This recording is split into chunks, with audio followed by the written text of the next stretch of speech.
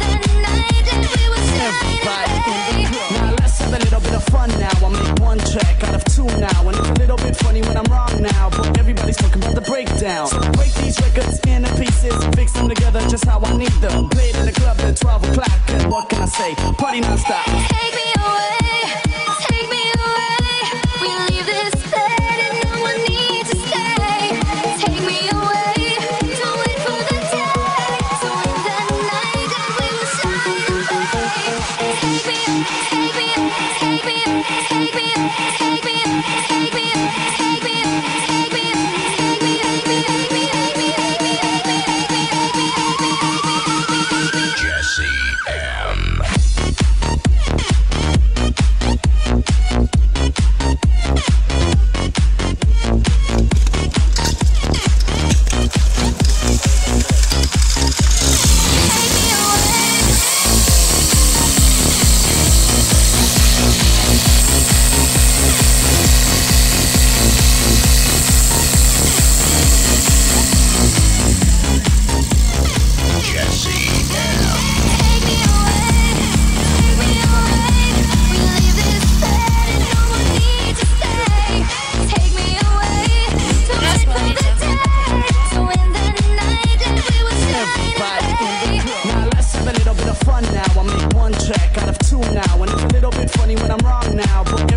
the breakdown. Break these records into pieces, fix them together just how I need them. Played in the club at 12 o'clock, and what can I say? Party non-stop. Take me away,